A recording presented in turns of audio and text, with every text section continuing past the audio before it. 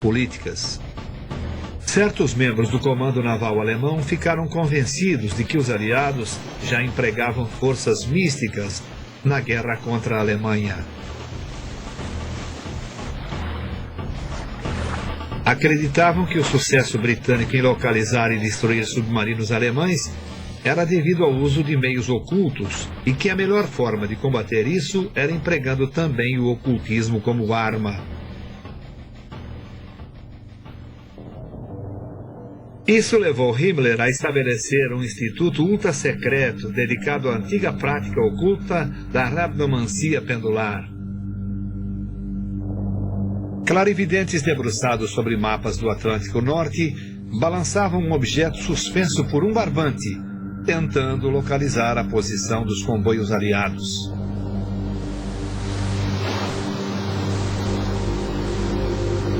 Com base nos resultados, submarinos alemães eram enviados em missões de combate. Nesta carta escrita por Himmler, datada de 12 de janeiro de 1943, ele menciona que a pesquisa e o treinamento da rabdomancia teve grande progresso durante o ano.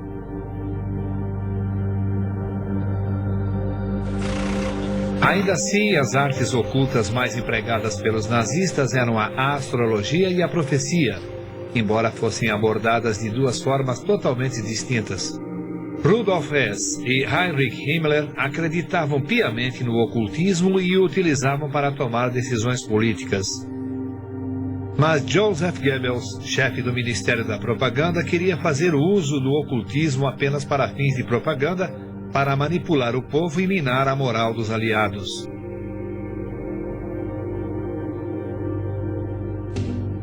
Goebbels logo ficou ciente de uma grande fonte de conhecimento místico, as profecias de Nostradamus. Um dos mais famosos visionários de todos os tempos, Nostradamus, completou sua obra-prima de profecias em 1555. O livro contém leves referências a uma crise entre Grã-Bretanha e a Polônia no início de 1939, no ano em que a Alemanha nazista invadiu a Polônia. Quase 400 anos depois que Nostradamus escreveu seu livro. Para Goebbels, Nostradamus era um perfeito instrumento de propaganda, cujo trabalho podia ser interpretado como previsão de uma grande vitória no futuro da Alemanha. As profecias de Nostradamus estão escritas em poemas de 4 versos, chamados quadras, que são tão densos e esotéricos que podem ser interpretados de muitas maneiras diferentes. Para interpretar o profeta francês, Goebbels recrutou um renomado astrólogo e especialista em Nostradamus, Karl Ernst Kraft. Uma quadra em particular que Goebbels aproveitou parecia fazer referência direta a Hitler, e logo se tornou parte da mística do líder nazista. Existe uma quadra muito famosa em que consta a palavra Richter, que, como você sabe, todo mundo usava à torta e à direito, afirmando que se tratava do Hitler. No diário de Goebbels, ele expressou sua excitação quando Berndt, um membro do seu gabinete, começou a formular um plano para fazer uso da profecia. 19 de maio de 1942, Berndt entregou um plano para implementarmos a propaganda ocultista. Estamos chegando em algum lugar. Os americanos e os ingleses caem fácil nesse tipo de propaganda. Estamos, portanto, recrutando para o serviço todos os astrólogos da profecia oculta. Nostradamus deve mais uma vez se submeter a nos servir. A criação de falsas profecias e misticismo fraudulento para influenciar o inimigo ficou conhecida como propaganda negra.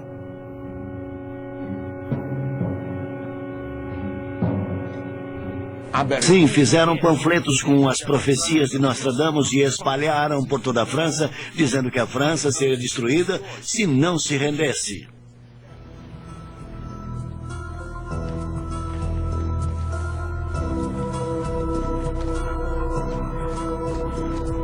A inteligência britânica descobriu a fraude e, reconhecendo o potencial da propaganda, começou a lançar sua própria campanha Nostradamus. Os britânicos realmente se tornaram adeptos disso. Eles produziram um volume com 50 profecias falsas de Nostradamus, prevendo a vitória britânica na guerra.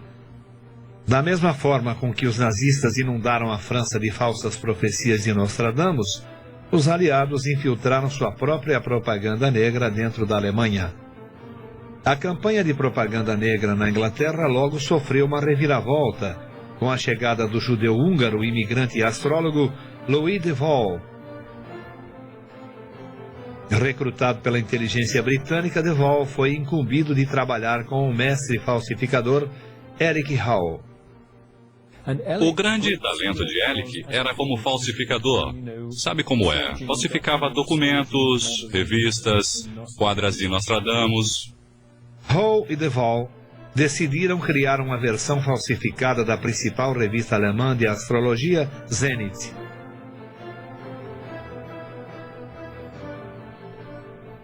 Eles produziram 2 edições em 1943. Nelas, eles tentavam fazer previsões que minassem a moral alemã. Mas o Der Zenit britânico falsificado continha um erro clamoroso. Eles intitularam incorretamente a revista de Der Zenit, ao invés de Zenit, o título certo. Astrologia e espionagem logo culminariam de novo naquilo que ainda hoje é considerado por muitos o incidente mais bizarro da Segunda Guerra Mundial, quando Rudolf Hess, o vice-Führer e um dos melhores amigos e conselheiros de Hitler, realizou um surpreendente voo solo para a Escócia. A ideia de Hess de fazer o voo começou com sua crença de que os britânicos, uma raça nórdica, simpatizariam com a causa ariana e poderiam até ser persuadidos a aliar-se aos alemães se Churchill pudesse ser eliminado. Um dos mentores de Hess, Karl Haushofer, reforçou essa ideia de contar a Hess o sonho que teve. No sonho, ele viu Hess caminhando através de um castelo escocês com tapeçarias penduradas nas paredes, trazendo a paz entre a Alemanha e a Grã-Bretanha. Em complemento da profecia, a astrologia também faria seu papel na decisão de Hess de realizar o voo. Rudolf Hess, juntamente com Himmler, era provavelmente o nazista, o líder nazista mais interessado em astrologia. Ele a aceitava totalmente. Astrólogo e amigo íntimo Ernst Schulz-Strauhaus elaborou um horóscopo para o vice-Führer que revelava um arranjo planetário auspicioso. Em 10 de maio de 1941, haveria um alinhamento astronômico particularmente poderoso. Havia basicamente 6 planetas em Touro e uma lua cheia exatamente do lado oposto do zodíaco em Escorpião. E de acordo com a tradição astrológica, quando se apresenta essa conjunção, ocorrem grandes mudanças nas relações globais. E, portanto, era razoável assumir que o dia 10 de maio de 1941 poderia ser o dia da virada da guerra. Sempre houve dúvidas se Hess teria voado para a Escócia, baseado em orientação astrológica. Mas documentos recentemente descobertos, escritos por Hess na prisão, na Inglaterra, incluem uma carta à sua mãe. Nela, ele a pede que documente em cartório um registro do sonho de Karl Haushofer e o horóscopo elaborado por Schulz-Strauhaus.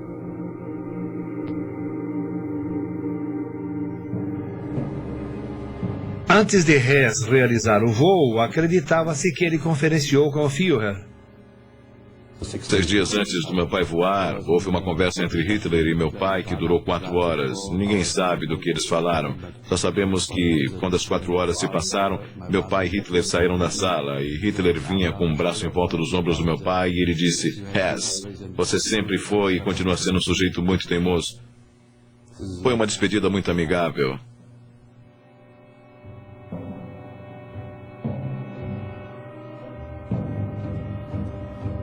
Quaisquer que tenham sido as palavras trocadas entre Hitler e Hess às 5h45 da tarde de 10 de maio de 1941, Hess subiu num caça Messerschmitt e rumou para a Escócia.